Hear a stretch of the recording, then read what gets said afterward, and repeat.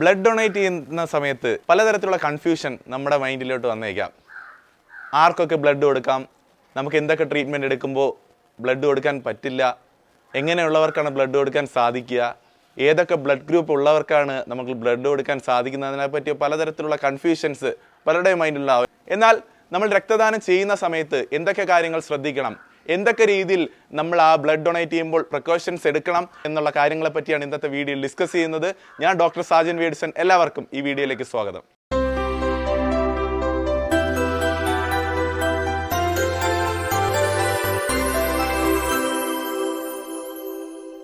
ആദ്യമേ തന്നെ എന്തുകൊണ്ടാണ് അല്ലെങ്കിൽ എന്തിനാണ് നമ്മൾ ബ്ലഡ് ഡൊണേറ്റ് ചെയ്യേണ്ടത് എന്നതിനെപ്പറ്റി നമ്മൾ മനസ്സിലാക്കണം. രക്തദാനം മഹാദാനം എന്നുള്ള സ്ലോഗൻ നമ്മൾ നിരവധി തവണ കേട്ടവരാണ്. പല സന്നദ്ധ പ്രവർത്തകരും നമ്മളെല്ലാവരും ഫ്രണ്ട്സിനായിക്കോട്ടെ, ഫാമിലി മെമ്പേഴ്സിനായിക്കോട്ടെ, ഹോസ്പിറ്റലിൽ അഡ്മിറ്റ് ആയിരിക്കട്ടെ, എന്തൊക്കെ പലതരത്തിലുള്ള ട്രീറ്റ്മെൻറ്റുള്ളവർക്ക് ബ്ലഡ് ഡൊണേഷനുമായി ബന്ധപ്പെട്ട് ഒരു തവണയെങ്കിലും ഹോസ്പിറ്റലിൽ പോകാത്തവർ വളരെയധികം ചുരുക്കമാണ്. നമ്മുടെ ശരീരത്തിന് യാതൊരു വിധത്തിൽ ഈ ഒരു രക്തദാനം ബാധിക്കുന്നില്ല എന്ന കാര്യം ഒന്നാമതായി നാം മനസ്സിലാക്കണം. പലർക്കും ഒരു തെറ്റിദ്ധാരണ ഉണ്ടാകും, നമ്മൾ രക്തം കൊടുത്തു കഴിഞ്ഞാൽ നമ്മുടെ ശരീരത്തിൻ്റെ പ്രവർത്തനത്തെ അത് ബാധിക്കുമോ, നമുക്ക് എന്തെങ്കിലും അത് ദോഷമായി ബാധിക്കുമോ. ഒരു തരത്തിലുള്ള ബുദ്ധിമുട്ടും ഒരു തരത്തിലുള്ള പ്രശ്നങ്ങളും രക്തദാനം കാരണം നമുക്ക് ഉണ്ടാകുന്നതല്ല. ഒരു ഹോസ്പിറ്റലിൽ അഡ്മിറ്റായി അടിയന്തര സർജറിയോ അല്ലെങ്കിൽ പ്രഗ്നൻസിയായിട്ട് ബന്ധപ്പെട്ടോ മാൽന്യൂട്രീഷനായിട്ട് ബന്ധപ്പെട്ടോ അല്ലെങ്കിൽ അനീമിക്കായിട്ട് ചെയ്യുന്ന ഒരു പേഷ്യൻറ്റിനെ സംബന്ധിച്ചിടത്തോളം രക്തദാനം അതിരേയധികം അത്യാവശ്യമാണ്. എല്ലാ ഹോസ്പിറ്റലുകളിലും ബ്ലഡ് ബാങ്കുകൾ സജ്ജീകരിച്ചിട്ടുണ്ട്. എന്നാലും നമ്മൾ കോൺസ്റ്റൻ്റ് ആയിട്ട് ഈ ഒരു ബ്ലഡ് ബാങ്കിനെ റീപ്ലേസ് ചെയ്തുകൊണ്ടിരിക്കുക. കാരണം ബ്ലഡ് ഡൊണേഷൻ കൃത്യമായി നടക്കേണ്ടത് വളരെയധികം അത്യാവശ്യമാണ്. അതുകൊണ്ട് നിങ്ങളെല്ലാവരും ബ്ലഡ് ഡൊണേറ്റ് ചെയ്യാനായി ശ്രദ്ധിക്കുക. ഒരു നോർമൽ അഡൽറ്റിന് 4.5 മുതൽ 5 ലിറ്റർ വരെയുള്ള രക്തമാണ് നമ്മുടെ ശരീരത്തിലൂടെ ഒഴുകുന്നത്.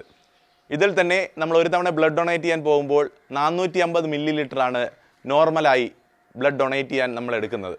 അപ്പോൾ നമ്മൾ ഫ്രണ്ട്സിൻ്റെ ഫാമിലി മെമ്പേഴ്സിൻ്റെ ജീവൻ രക്ഷിക്കുക അല്ലെങ്കിൽ സർജറിയിൽ നമ്മൾ ഹെൽപ്പ് ചെയ്യുക എന്നുള്ള ഉദ്ദേശത്തോടുകൂടെ നമ്മൾ ഹോസ്പിറ്റലിലോട്ട് ബ്ലഡ് ഡൊണേറ്റ് ചെയ്യാൻ പോകുന്നത്. അപ്പോൾ ആ സമയത്ത് കൃത്യമായിട്ടുള്ള ഡീറ്റെയിൽസ് നമ്മൾ കൊടുക്കുക. നമുക്ക് വേറൊരു തരത്തിലുള്ള ബുദ്ധിമുട്ടോ എന്തെങ്കിലും വൈറൽ ഡിസീസസോ ഒന്നുമില്ലാന്ന് നമ്മൾ കൃത്യമായിട്ട് ഉറപ്പുവരുത്തിയതിനു ശേഷം മാത്രം നമ്മൾ ബ്ലഡ് ഡൊണേഷനായിട്ട് പോയി കഴിഞ്ഞതിന് ശേഷം കൃത്യമായിട്ടുള്ള ഡീറ്റെയിൽസ് പറയുക. കാരണം ബ്ലഡ് ഡൊണേറ്റ് ചെയ്യുന്ന സമയത്ത് നമ്മുടെ ശരീരത്തിനും അതൊരു ബുദ്ധിമുട്ടായി വരാൻ പാടില്ല. നമ്മൾ ബ്ലഡ് ഡൊണേറ്റ് കൊടുക്കുന്ന ആ ഒരു പേഴ്സണും അത്തരത്തിലൊന്നും ബുദ്ധിമുട്ടുകളൊന്നും വരാതിരിക്കാനാണ് കൃത്യമായിട്ടുള്ള ഡീറ്റെയിൽസ് ചോദിക്കുന്നത്. അത് നിങ്ങൾ കൃത്യമായിട്ട് തന്നെ പറയുക. അതോടൊപ്പം തന്നെ നമ്മൾ ബ്ലഡ് ഡൊണേറ്റ് ചെയ്തതിന് ശേഷം ആദ്യം തന്നെ നമ്മുടെ ബ്ലഡ് അവർ ടെസ്റ്റിലേക്ക് അയക്കും. കൃത്യമായിട്ടുള്ള എല്ലാ പരിശോധനകൾക്ക് ശേഷം മാത്രമേ ആ ഒരു ബ്ലഡ് നമ്മൾ ബ്ലഡ് കൊടുക്കാൻ ഉദ്ദേശിക്കുന്ന ആളുടെ ശരീരത്തിലേക്ക് എത്തിക്കുകയുള്ളൂ. അപ്പോൾ ബ്ലഡ് കൊടുക്കുന്നതിലൂടെ നമുക്ക് കൃത്യമായിട്ട് നമ്മുടെ ശരീരത്തിൽ ഒരു അസുഖം ഇല്ലാന്ന് കൂടി ഉറപ്പുവരുത്താനായിട്ട് സാധിക്കും. കൃത്യമായ ഇടവേളകളിൽ നമുക്ക് ബ്ലഡ് ഇങ്ങനെ ഡൊണേറ്റ് ചെയ്യുന്ന സമയത്ത് നമ്മുടെ ശരീരത്തിനും അല്ലെങ്കിൽ നമുക്കും ഒരു ഇൻഫെക്ഷൻ ഇല്ല, ഒരു തരത്തിലുള്ള ബുദ്ധിമുട്ടില്ല എന്ന് ബ്ലഡ് ഡൊണേറ്റ് ചെയ്യുമ്പോൾ നമുക്ക് മനസ്സിലാക്കാൻ സാധിക്കും.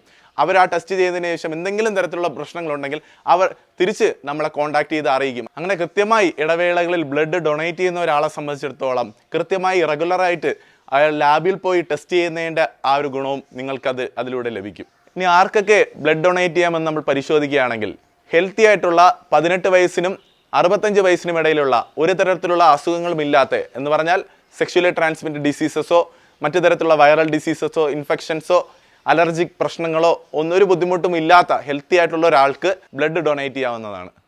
ഇനി എങ്ങനെയുള്ളവർക്ക് കൃത്യമായി ബ്ലഡ് കൊടുക്കാൻ സാധിക്കില്ല എന്ന് നമ്മൾ കൃത്യമായി മനസ്സിലാക്കണം.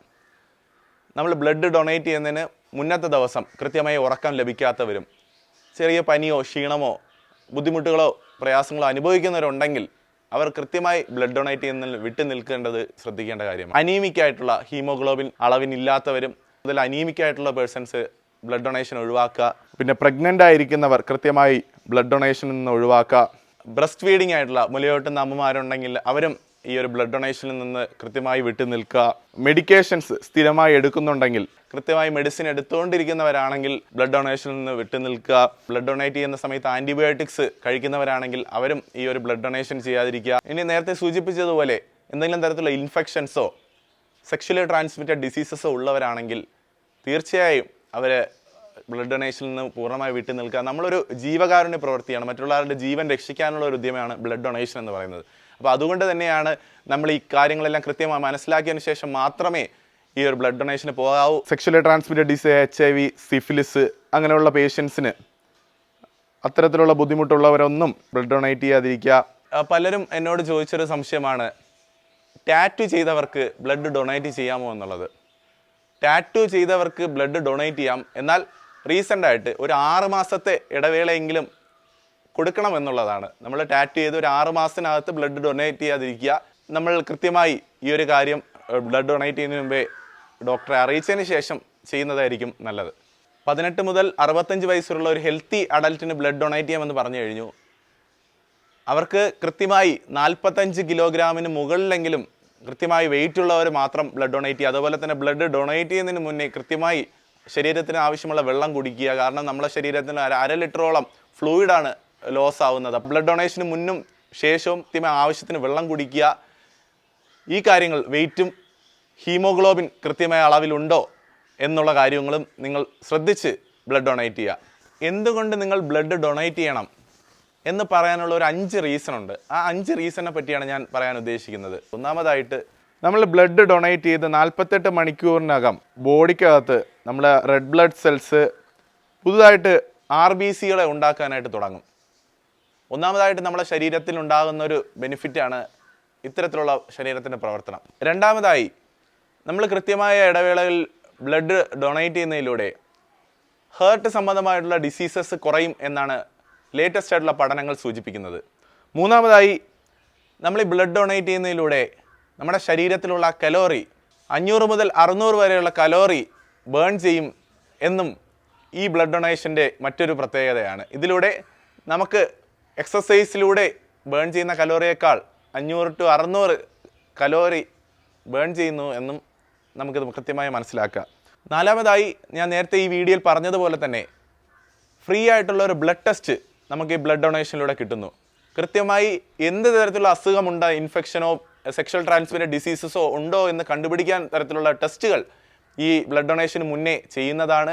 ഇത് നമുക്ക് വർഷത്തിൽ 1-2 തവണ ചെയ്യുന്നതിലൂടെ നമ്മൾ ഹെൽത്തി ആണെന്ന് കൂടി ഇതിലൂടെ കൃത്യമായി മനസ്സിലാക്കാനായിട്ട് സാധിക്കും. അഞ്ചാമതായി, നമ്മൾ കൃത്യമായി ഇങ്ങനെ ബ്ലഡ് ഡൊണേഷൻ ചെയ്യുന്നതിലൂടെ നമുക്ക് ഹീമോഗ്ലോബിൻ്റെ ലെവൽ കൃത്യമായി നമ്മുടെ ശരീരത്തിൽ മെയിൻറ്റെയിൻ ആവുന്നു എന്നും ലേറ്റസ്റ്റ് ആയിട്ടുള്ള പഠനങ്ങളിലൂടെ സൂചിപ്പിക്കാം. ബ്ലഡ് ഡൊണേറ്റ് ചെയ്യാനായിട്ടുള്ള ഒരു മിനിമം ടൈം എന്ന് പറയുന്ന ഒരു 3 മാസം. ഒരിക്കൽ ബ്ലഡ് ഡൊണേറ്റ് ചെയ്ത് ഒരു 3 മാസമെങ്കിലും മിനിമം കഴിഞ്ഞതിന് ശേഷം മാത്രമേ നമ്മൾ ബ്ലഡ് ഡൊണേറ്റ് ചെയ്യാനായിട്ട് പാടുള്ളൂ.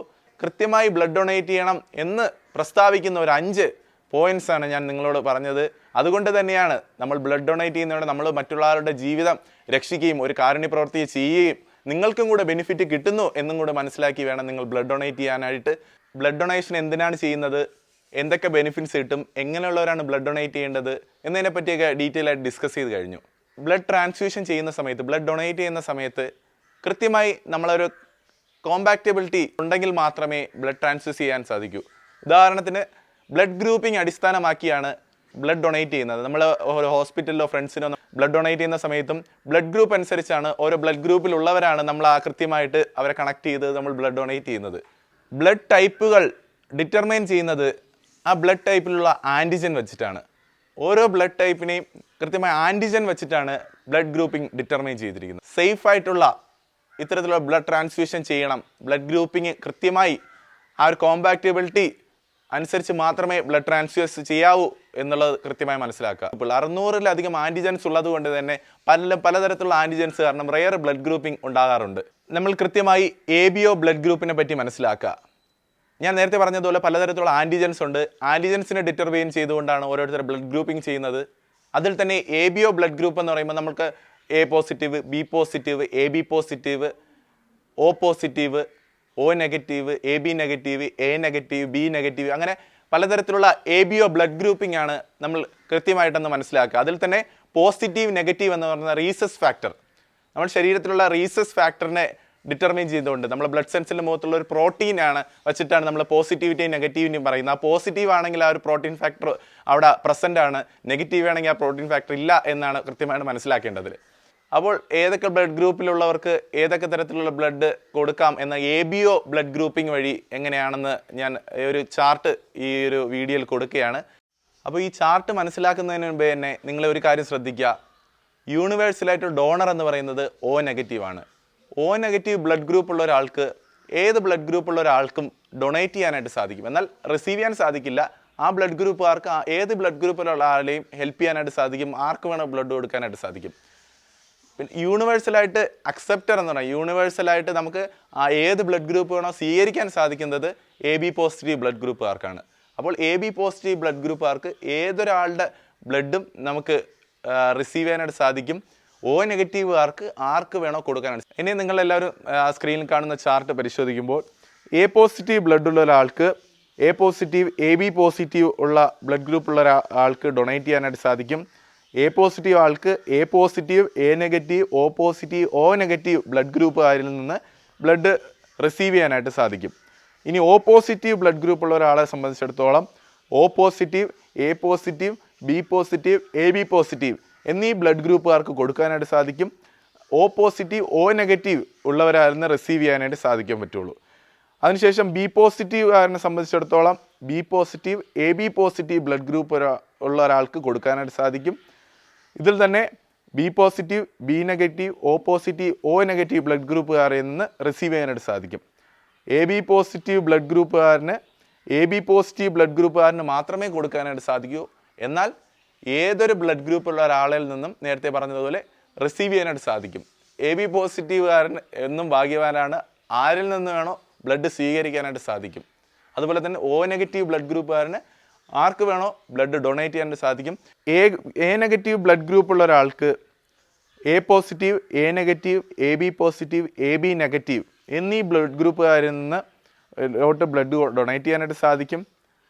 A negative O negative blood ഗ്രൂപ്പുകാരിൽ നിന്ന് മാത്രമേ റിസീവ് ചെയ്യാനായിട്ട് സാധിക്കുകയുള്ളൂ. O നെഗറ്റീവ് ബ്ലഡ് ഗ്രൂപ്പിനെ സംബന്ധിച്ചിടത്തോളം നേരത്തെ പറഞ്ഞ പോലെ ആർക്ക് വേണോ ബ്ലഡ് ഡൊണേറ്റ് ചെയ്യാനായിട്ട് സാധിക്കും. പക്ഷേ O നെഗറ്റീവുകാരിൽ നിന്ന് മാത്രമേ ബ്ലഡ് റിസീവ് ചെയ്യാനായിട്ട് സാധിക്കൂ. B നെഗറ്റീവ് ബ്ലഡ് ഗ്രൂപ്പ് ഉള്ളവരെ സംബന്ധിച്ചിടത്തോളം B positive B negative AB positive AB negative blood ഗ്രൂപ്പിലോട്ട് ബ്ലഡ് ഡൊണേറ്റ് ചെയ്യാനായിട്ട് സാധിക്കും. B negative O negative blood ഗ്രൂപ്പിൽ നിന്ന് മാത്രമേ അവർക്ക് റിസീവ് ചെയ്യാനായിട്ട് സാധിക്കൂ. AB നെഗറ്റീവ് ബ്ലഡ് ഗ്രൂപ്പിനെ സംബന്ധിച്ചിടത്തോളം AB positive AB negative blood ഗ്രൂപ്പിലോട്ട് ഡൊണേറ്റ് ചെയ്യാനായിട്ട് സാധിക്കും. AB negative A negative B negative O negative ഇത്രയും ബ്ലഡ് ഗ്രൂപ്പിൽ നിന്ന് അവർക്ക് ബ്ലഡ് റിസീവ് ചെയ്യാനായിട്ട് സാധിക്കും. ഇന്നത്തെ വീഡിയോയിലൂടെ നിങ്ങൾക്ക് ബ്ലഡ് ഡൊണേഷനായിട്ട് ബന്ധപ്പെട്ടുള്ള മുഴുവൻ സംശയങ്ങളും തീർന്നു എന്നാണ് വിശ്വസിക്കുന്നത്. ഈ ഒരു വീഡിയോ കൃത്യമായി കാണുക, ഈ ഇൻഫർമേഷൻ മറ്റുള്ളവരിലോട്ട് എത്തിക്കുക.